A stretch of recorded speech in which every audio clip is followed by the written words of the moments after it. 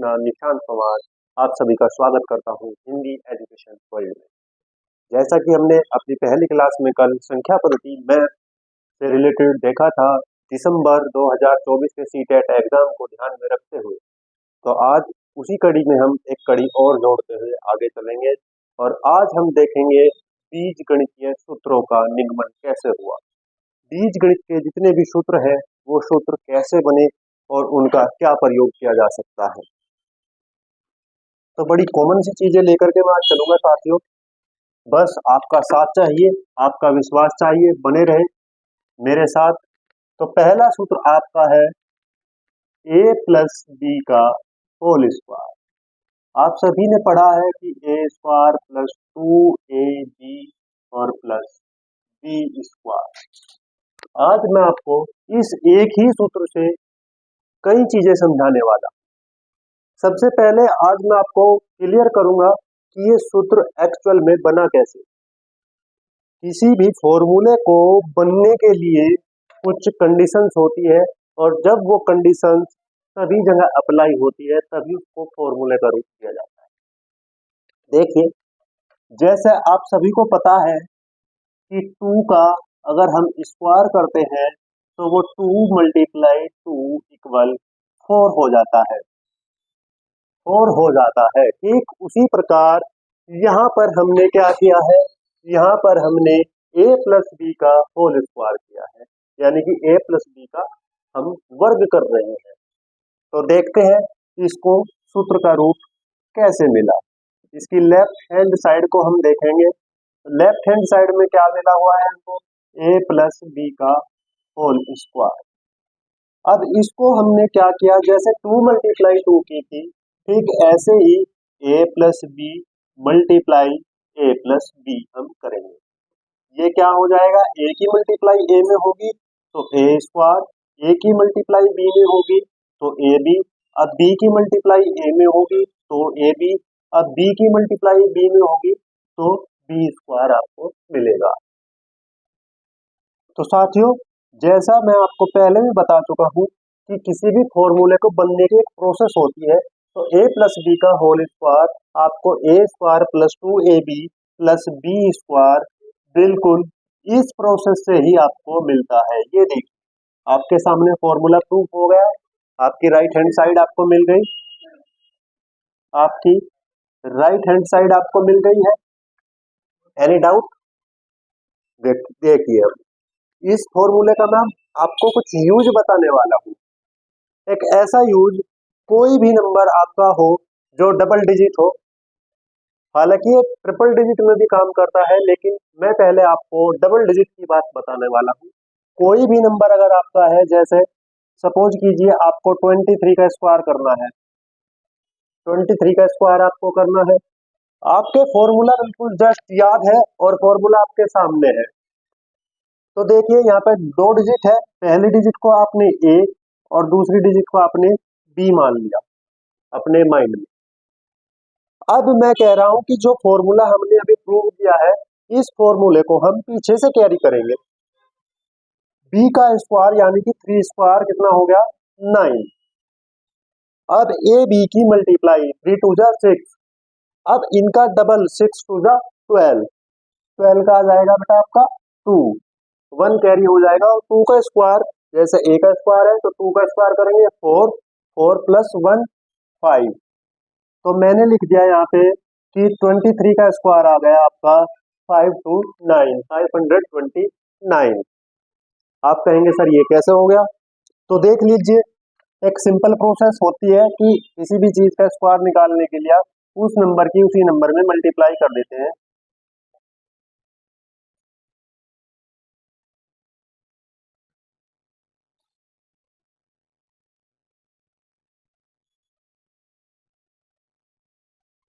ये देखिए, क्लियर, वही डिजिट मिली है आपको 529।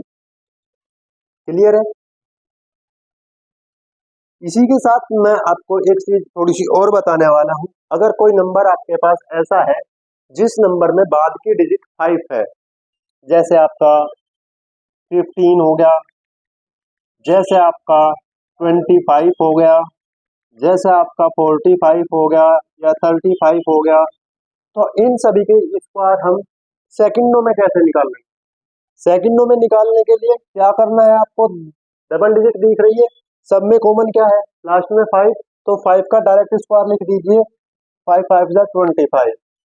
यहाँ पे 1 दिखाई दे रहा है, तो 1 से नेक्स्ट नंबर क्या है? 2, दोनों की मल्टीप्लाई की कर दीजिए।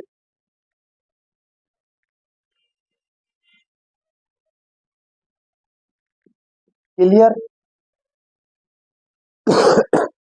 पहले फॉर्मूले से जुड़ी हुई सारी चीजें मैंने क्लियर करा दी आपकी। अब इसके बाद हम अपना दूसरा फॉर्मूला देखेंगे। इसके बाद हम अपना दूसरा फॉर्मूला देखेंगे।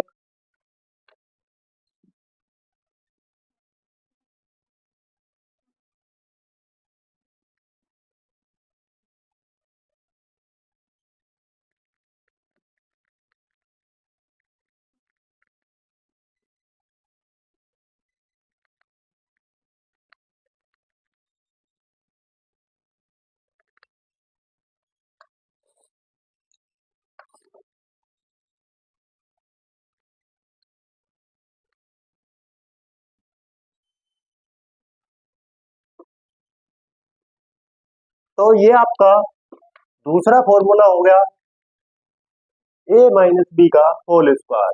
आप सभी ने पढ़ रखा है कि a माइनस बी का होल स्क्वायर होता है ए स्क्वायर माइनस 2ab और प्लस बी स्क्वायर। बिल्कुल सेम है इसको भी बनाने की प्रोसेस। वही सिंपल सी चीजें हम यहाँ पे भी करेंगे कि जिसका स्क्वायर है उसी की 2 बार मल्टीप्लाई करेंगे। ए की मल्टीप्लाई जब ए में होगी तो ए स्क्वायर, ए की मल्टीप्लाई माइनस बी में होगी तो minus A B, minus B की मल्टीप्लाई ए में होगी तो माइनस ए बी, और माइनस बी की मल्टीप्लाई जब माइनस बी में करेंगे तो माइनस माइनस प्लस और बी स्क्वायर।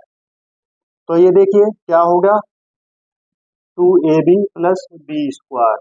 यही तो आपकी राइट हैंड साइड है, यही तो आपकी राइट हैंड साइड है। तो बेसिकली आपके समझ में आ गया कि फॉर्मूला एक्चुअल में बनता कैसे है।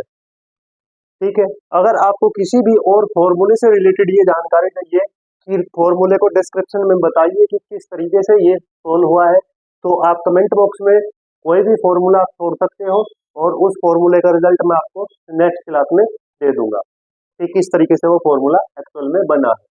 जैसे इसके बाद एक तीसरा फॉर्मूला और आता है जो बेसिकली यूज किया जाता है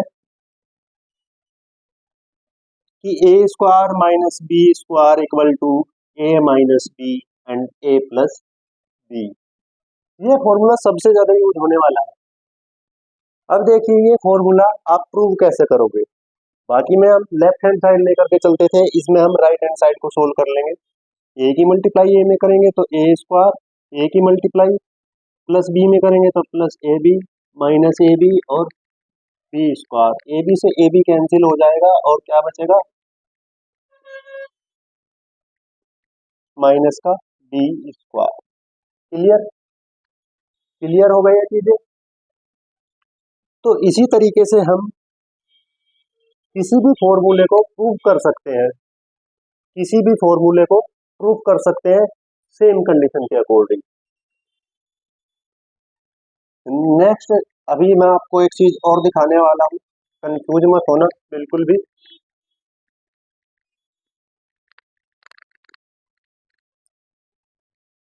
चलिए नेक्स्ट फॉर्मूला आपका क्या हो जाएगा, फोर्थ फॉर्मूला।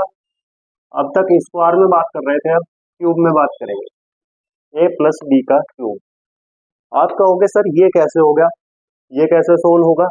तो वही सिंपल सी चीजें मैं आपको बताने वाला हूँ कि ए प्लस बी की अगर हम मल्टीप्लाई ए प्लस बी के होल स्क्वायर में करेंगे तो हमको ए प्लस बी का क्यूब मिल जाएगा।